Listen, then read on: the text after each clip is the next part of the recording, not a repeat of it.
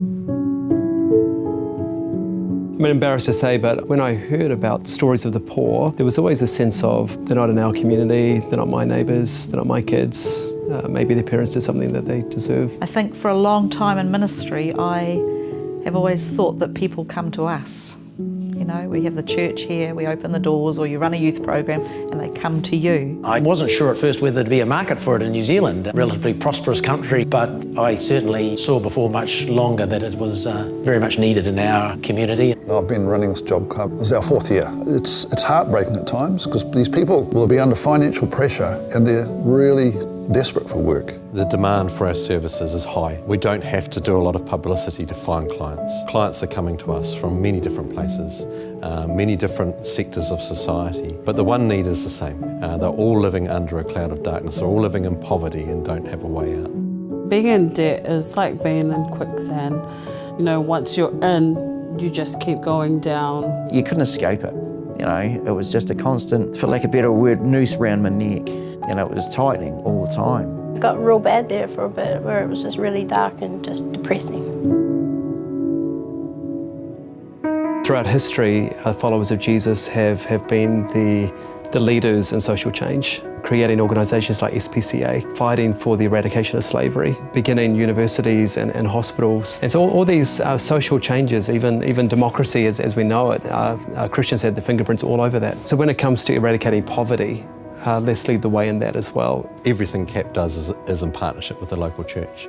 And so we can offer our services, which may be debt help or life skills or release groups or job clubs, and they're real practical things and real tools. But actually it's more than that, because as a church we can actually then go, well, we can support you in other ways as well.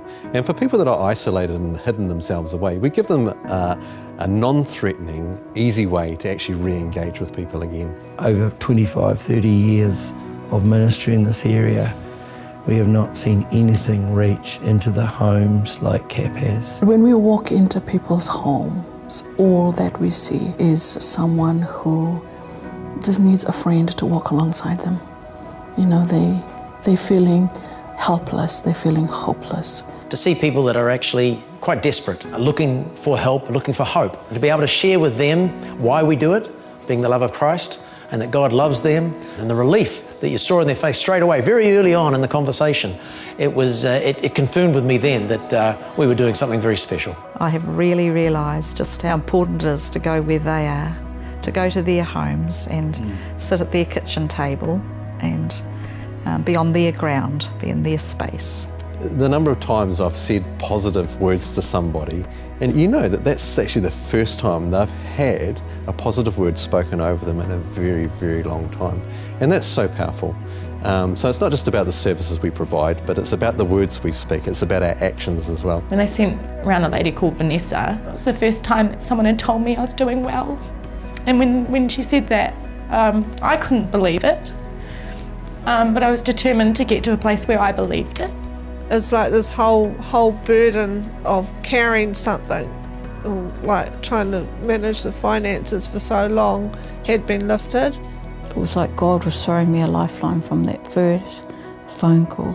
You come to the job club or similar courses and you realise you're not alone. There's another 5 or 10 people in the room who are going through similar things to you, and you're getting support from your colleagues. People feel stronger. What I find is that people have hope. They realise things could be different. I just see a confidence in them, a newfound joy. You know, it's a beautiful thing to know that you've actually been involved in a process where you've helped break a generational cycle, and know that the future for those children can be so much brighter. Now that we've done the life skills course, we're a lot better equipped to actually, deal with life in general. We're doing better on our shopping, doing better at home, just everything in general is a lot better than it was beforehand.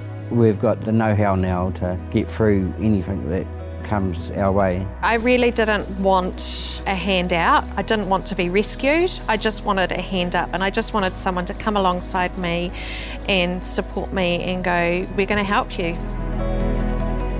It's something that grabs the heart of the whole church. We've had 400 and something people now involved in one of the CAP ministries that we have here. And then through that process, 72 people have come to know Jesus. So they've been released from bondage in a whole lot of different ways. So many people are waiting for someone just to come along and tell them that Jesus is there and that he can make a difference for them in their lives. Now I don't have any worries at all, none. I just give it all to God. I think, God has got a purpose here. He will see me through this. I'd love to think that we could have families where mum and dad get along and stay together, and that children are loved and secure, that everybody has enough materially to get by. The skills that the parents learn, our hope and our dreams are then passed on to the children, and they don't end up in the same position, they don't end up in the same place, because they can have those skills from an early age. There's a verse in Proverbs that says, he who's wise, feeds the poor, or invests in the poor, in other words. So we just believe that we've been called to invest. So my dream is that actually we do have a CAP service in all of our communities that require it. And that we're bringing transformational change that breaks cycles. There's nothing holding us back anymore. I don't need to worry about it anymore. I'm free from debt, and that's the only way I can really describe it, is freedom. My passion was starting to come back. My confidence was coming back. I feel alive again. If I'm able to start believing that I'm actually worth this and this is going to turn out okay. I feel like a great mum and I felt free. Before CAP I was feeling so hopeless and helpless, and now my life is just absolutely full of hope. There is light at the end of the dark tunnel. Your light that was so dark once is so much brighter now. The amazing work that CAP does, it's changed our lives, it's changed our world. We're no longer struggling, we're no longer in bondage. If you can do that to our family, can you imagine other families in this nation that we call home, Aotearoa? Nobody in our city should be able to say, this is not my problem, these are not my people, these are not my children, because God hears the cries of everybody, and everybody in our city should have the help and the hope of the gospel.